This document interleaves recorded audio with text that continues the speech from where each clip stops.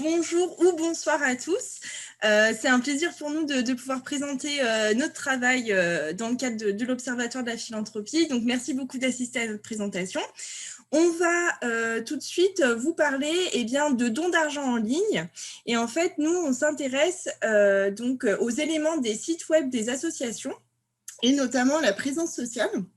Et comment les éléments de présence sociale peuvent agir sur les comportements de dons en ligne. Donc, avant de rentrer dans le vif du sujet, on va vous montrer quelques illustrations qui témoignent un petit peu des diverses pratiques des associations. Donc là, par exemple, une capture d'écran de l'association des Restos du Cœur où on voit qu'il y a vraiment des techniques marketing avec des appels aux dons qui sont assez clairs, qui permettent de guider l'internaute avec le bouton de don que vous pouvez voir à votre droite. Là, donc, par exemple, Diabète Québec, où on voit un personnage qui est mis en avant avec le formulaire de don, pareil, qui est assez facile à comprendre pour l'internaute et assez explicite. Et par contre, il y a d'autres associations qui utilisent un petit peu moins bien les codes et qui pourraient optimiser, on va dire, leur manière de présenter les choses pour récolter un petit peu plus de dons en ligne. Donc là, vous avez un exemple et un autre exemple. Voilà ce qu'on peut trouver aussi comme site web d'association. Donc, c'est peut-être un petit peu moins incitatif dans ces cas-là. Donc, nous, on s'intéresse à ces pratiques d'association et à comment elles peuvent faire pour optimiser ces collectes de fonds. Donc, quand on s'intéresse aux donneurs et aux internautes, donc nous, notre étude, elle se situe en France, on utilise donc la population française, et le don, en fait, est un geste inscrit donc dans les habitudes des Français, puisque 75% des Français déclarent effectuer un don à un organisme caritatif, et le montant moyen est de 193 euros par an. Par ailleurs, on note une augmentation de ce montant moyen des dons en ligne. Entre 2018 et 2019, il y a eu une augmentation de 1,8% de ce montant. Qu'est-ce qu'on peut remarquer aussi, c'est qu'il y a une résistance qui commence à se développer de la part des donneurs potentiels, parce qu'il y a vraiment une compétition qui est de plus en plus féroce entre les organismes caritatifs, une plus forte agressivité concurrentielle, et donc les individus commencent à être de moins en moins enclins à donner parce qu'ils sont trop souvent sollicités ou de manière de plus en plus agressive. Et par ailleurs, qu'est-ce qu'on note aussi, c'est que de nombreux visiteurs de sites web n'achèvent pas la procédure de don, alors même qu'ils ont appuyé sur le bouton faire un don. Donc, sur la dernière page, en fait, finalement, ils ne réalisent pas la transaction, ils ne réalisent pas le don en ligne. Donc, voilà un petit peu pour les éléments de contexte et je laisse la parole à Sophia. Donc, par rapport à ces éléments d'environnement qui vous ont été présentés par Emmanuel, la question large dans laquelle on va s'inscrire, c'est comment finalement on pourrait accroître les comportements de dons en ligne, parce que même si les Français en donnent de plus en plus, eh bien, la compétition entre les différents organismes vient un petit peu freiner cette avancée positive. Et finalement, si on observe qu'effectivement, il y a un certain intérêt managérial à s'intéresser au comportement de dons en ligne, il y a aussi un appel de la part de différents auteurs qui invitent à développer les recherches sur les caractéristiques des sites d'association, puisque peu de recherches ont été développées sur le sujet. Et sur ces quelques recherches qui ont été développées, on observe qu'elles ont surtout été étudiées au travers finalement des aspects fonctionnels et esthétiques des sites Internet d'associations. Or, la littérature en web marketing notamment, qui va s'intéresser aux caractéristiques de ces sites, donc des sites Internet au sens large, montre qu'effectivement ces aspects fonctionnels et esthétiques sont importants, mais les typologies qu'on peut observer, notamment les typologies d'atmosphère, traitent également des facteurs sociaux. Et ces caractéristiques fonctionnelles et esthétiques ont déjà été étudiées dans le cadre du don, renvoient aux facteurs d'ambiance et aux facteurs de design, mais finalement, peu d'études ont été développées quant aux facteurs sociaux et l'impact que ces facteurs sociaux pourraient avoir sur le comportement de don en ligne. Ce qui est tout de même paradoxal, c'est que ce facteur social n'a pas été étudié, alors même que le don, finalement, possède un fort ancrage social. Il permet l'établissement de relations entre acteurs d'une société, c'est un geste qui est donc de nature sociale.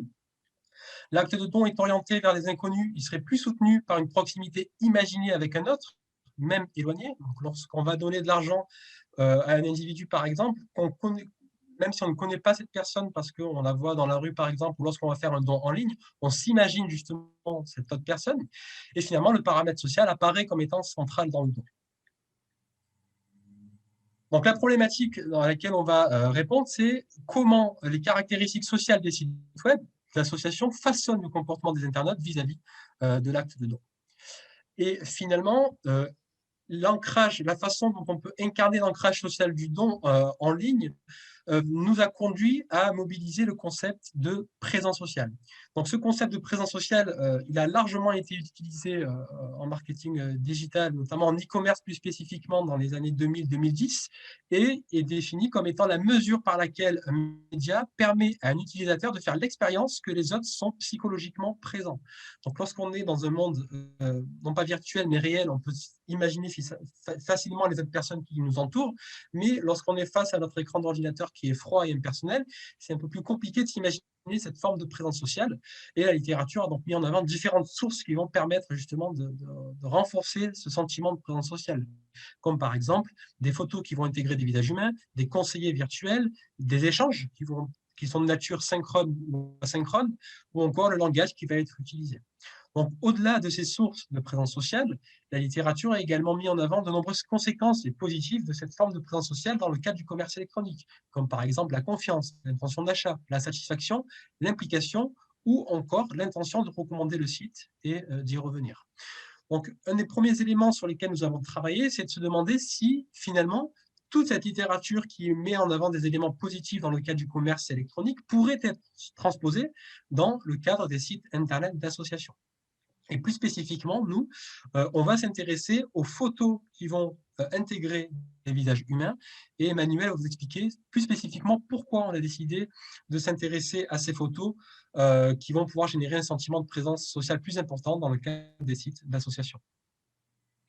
Oui, donc effectivement, les justifications de cette focalisation sur les photos, elles sont de diverses natures. Donc, premièrement, en fait, quand on observe les pratiques des associations, on voit qu'elles utilisent vraiment beaucoup la photographie sur leur site internet.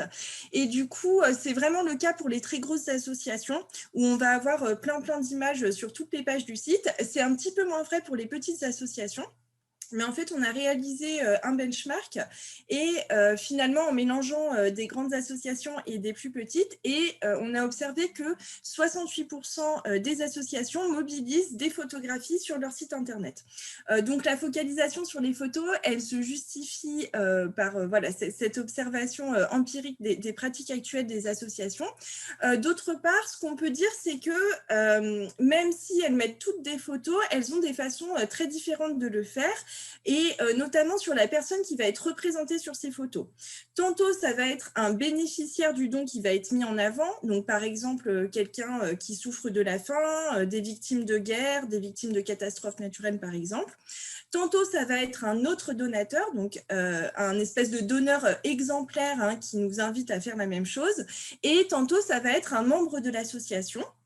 Comme vous pouvez le voir sur votre écran en bas à gauche, donc c'était une photo qui figure effectivement sur le site de Médecins du Monde, où parfois on a des individus qu'on ne peut pas identifier, dont on ne connaît pas le rôle.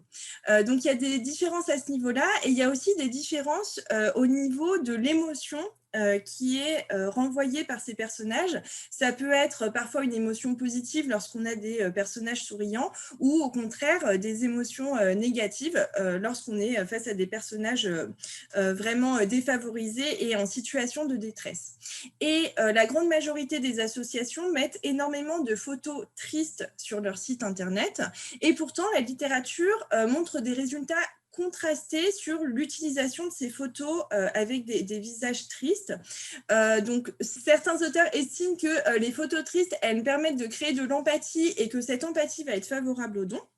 Mais il y a d'autres auteurs qui soulignent qu'au contraire, ça va être irritant et ça va aboutir à un comportement de rejet. Et par ailleurs, les individus donneurs potentiels, ils sont de moins en moins sensibles en fait aux photos de personnes en situation de détresse, parce qu'ils en voient tellement qu'ils créent une immunité émotionnelle, et donc ça va de moins en moins les toucher et de moins en moins créer cette empathie. Donc voilà un petit peu les raisons qui nous ont invités à nous pencher sur les photos à caractère social qui sont présentes sur les sites web d'associations. Et donc, cette focalisation sur les photos nous amène à poser plusieurs hypothèses, donc 2 hypothèses. Donc, comme je vous le rappelle, les photos sont vraiment source de présence sociale. Et en fait, la première sous-question de notre recherche, c'est faut-il nécessairement mobiliser des photos sociales pour collecter des fonds en ligne?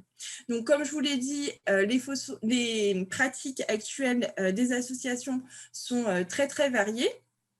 Et par ailleurs, on a aussi mentionné qu'il y avait des effets positifs de la présence sociale en commerce électronique.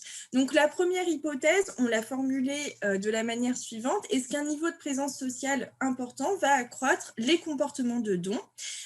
Et les outputs, ça va être l'intention de faire un don, le montant du don et l'intention de s'engager envers l'association. Et par ailleurs, on a formulé une deuxième hypothèse qui fait intervenir une autre variable qui est la variable d'immersion, de téléprésence. Donc, notre deuxième sous-question, c'est est-ce que les photos sociales permettent à l'internaute de s'immerger davantage dans l'expérience de navigation? Et en fait, le choix d'avoir retenu cette variable d'immersion, c'est d'une part parce qu'elle est utilisée en e-commerce comme facteur de différenciation et donc pour captiver l'internaute et pour essayer d'obtenir des comportements favorables sur un marché hyper concurrentiel. Et d'autre part, les facteurs sociaux en e-commerce sont connus en fait pour favoriser l'immersion en suscitant par exemple un état d'éveil ou encore un état de flow. Donc encore une fois, on va essayer de voir si ça se passe de la même manière dans le secteur associatif en formulant la deuxième hypothèse, l'immersion dans l'expérience médiatise la relation entre présence sociale et intention comportementale liée au don. Et donc, je vais laisser Sofiane vous présenter le protocole expérimental. Alors, pour effectivement, par rapport à ce que vous avez présenté, Emmanuel, dans un premier temps, savoir si oui ou non il est intéressant et pertinent de mettre en avant des photos à caractère social sur les sites d'associations, puisque de nombreuses associations le font, mais pas toutes, eh bien, on a dans un premier temps créé un site fictif, une association complètement fictive qui s'appelle Move Your Planet, pour pouvoir mener à bien cette expérimentation. Donc, on a créé un site internet fictif en se basant sur les codes existants. Lorsqu'on a réalisé le benchmark qui vous a été rapidement présenté pour montrer qu'effectivement peu de photos ont été mobilisées dans ce cadre, enfin, montrer que 68% des associations mobilisent des photos à caractère social sur leur site, on a regardé un petit peu les codes de ces différentes associations pour pouvoir créer un site qui ressemblerait au mieux à un site d'association. Et ce site a été dupliqué en 2 versions. Donc, une version qu'on qualifie de possédant un faible niveau de présence sociale, notamment sur la page Faire un don, on n'avait pas de photos d'individus qui étaient présentés, et un site internet avec un fort niveau de présence sociale, qu'on appelait fort niveau de présence sociale, avec plus de photos, notamment sur la page Faire un don, où on a Mélanie ici, qui incite à faire un don. On a quand même conservé un minimum de photos sur les autres pages du site pour que le site apparaisse comme étant réaliste et qu'on n'ait pas d'écart significatif qui apparaissent lorsqu'on interroge les individus, à savoir est-ce que les 2 sites paraissent réalistes et les 2, de ce fait, apparaissent comme étant réalistes. Donc, les individus qui ont été interrogés pour répondre à cette enquête eh bien, ont été attribués de façon aléatoire à l'un des 2 sites Internet. On a nettoyé simplement les données en se basant sur des questions de contrôle qui ont permis de vérifier que la personne avait bien visité le site Internet, qu'elle avait bien été exposée ou non photos qui ont été mises en avant sur le site, et par rapport au temps de passation de l'enquête, donc enquête plus visite du site Internet. En ce qui concerne l'analyse des données, donc nous avons dans un premier temps vérifié les qualités psychométriques des différentes échelles qui ont été mobilisées et elles sont dans les standards attendus. Et on s'est également assuré que les photos qui ont été ajoutées laissent bien apparaître un écart significatif de perception de présence sociale grâce à l'échelle de mesure de présence sociale de Geffen et Straub. Et effectivement, en phase avec les travaux qui ont été menés dans le passé en e-commerce, on observe que l'ajout de ces photos à caractère social va faire augmenter de façon significative cette perception de présence sociale.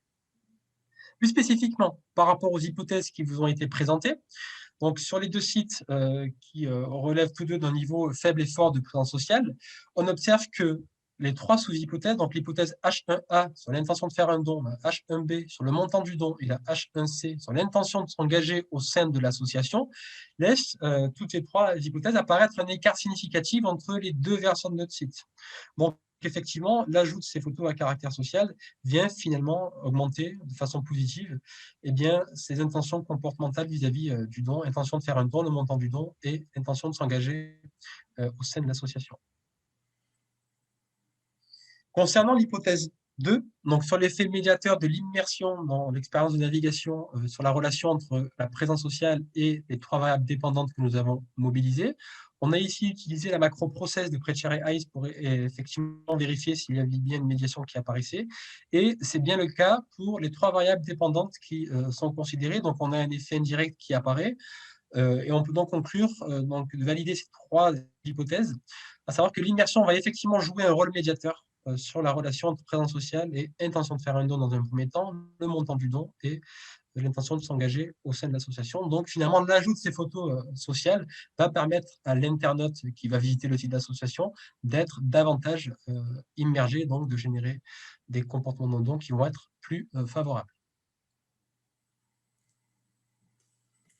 Voilà, donc d'après ces résultats, finalement, ce qu'on peut dire aujourd'hui, c'est que les associations, elles auraient raison de mettre des photos à caractère social pour essayer d'influencer positivement donc, les comportements de don, et que cela s'explique notamment par une plus grande immersion lors de l'expérience de navigation, qui va donc elle aussi contribuer et voilà, inciter l'internaute à faire un don. Donc notre étude, elle présente certaines limites, notamment méthodologiques. D'une part, donc c'est un site fictif, donc l'idéal serait de travailler avec une association existante pour voir si on observe le même phénomène. Et d'autre part, nos effectifs ils sont assez restreints, donc ce serait intéressant de poursuivre la collecte de données pour avoir des échantillons un petit peu plus importants. Par ailleurs, donc, on se focalise sur un seul facteur de présence sociale qui sont les photos, mais on vous a dit tout à l'heure qu'il y en avait d'autres comme par exemple les conseillers virtuels. Donc ça pourrait être intéressant de voir qu'en est-il de l'effet de ces autres facteurs sociaux du site? Est-ce que ça va aussi agir favorablement sur les intentions de don? Et ce serait intéressant de mélanger ce facteur social avec les autres facteurs d'atmosphère des sites comme le design et l'ambiance pour essayer aussi de pondérer finalement entre ces différents types de facteurs d'atmosphère et bien lesquels sont les plus importants dans l'acte de don. Par ailleurs, on pourrait poursuivre ce travail en s'intéressant plus précisément à la valence de l'émotion perçue qui est renvoyée par la personne présentée sur les photos. Donc, c'est un petit peu ce dont je vous parlais tout à l'heure. Est-ce que les associations, elles ont plutôt intérêt à mettre des personnes souriantes ou des personnes tristes? Est-ce que ça reste cohérent si on a des gens en situation extrêmement précaire qui sourient? Donc, voilà, ça pose ce genre de questions et ça peut être intéressant de poursuivre dans ce sens-là. Et par ailleurs, au-delà de la présence sociale en tant que telle, on peut s'interroger sur la notion de distance sociale, puisqu'il y a une littérature sur le don qui nous indique en fait que quand on a une personne proche qui nous demande de faire un don, on sera plus enclin en fait à accepter cette requête parce que cette personne nous ressemble. Et donc, aller un petit peu au-delà de la présence sociale et vraiment essayer de travailler sur la notion de distance sociale et de proximité sociale et de voir dans quelle mesure ce concept un peu différent va influencer aussi les dons. Et enfin, une autre voie de recherche est de travailler sur les réseaux sociaux où il y a d'autres mécanismes qui rentrent en compte. Donc là, vous avez une capture d'écran de la Croix-Rouge avec un donneur qui mentionne donc pour son réseau qu'il a bien fait un don. Et donc ça témoigne un petit peu des mécanismes de réputation interindividuelle qu'il peut y avoir sur les réseaux sociaux. Et donc, voilà, il y a d'autres choses qui rentrent en compte qui ne sont pas sur les sites web et ça peut être une manière aussi de poursuivre le travail. Et on a un petit peu commencé sur la distance sociale. Et pour vous donner un exemple, en fait, l'idée, donc nous, on vit à Grenoble et du coup, l'idée, c'est de dire si on nomme la personne, donc en l'occurrence Mélanie, on donne des indices sociodémographiques de type l'âge, le lieu de vie, et on met une photo. Est-ce que la personne, si elle arrive à s'identifier, si elle trouve une proximité avec cette personne, parce que c'est une jeune femme qui vit à Grenoble, est-ce qu'elle sera plus favorable pour faire un don? Donc voilà un petit peu comment on poursuit aujourd'hui. Et on a terminé notre présentation. Donc merci beaucoup pour votre écoute et on serait ravis d'avoir vos remarques et vos retours sur ce travail. Merci.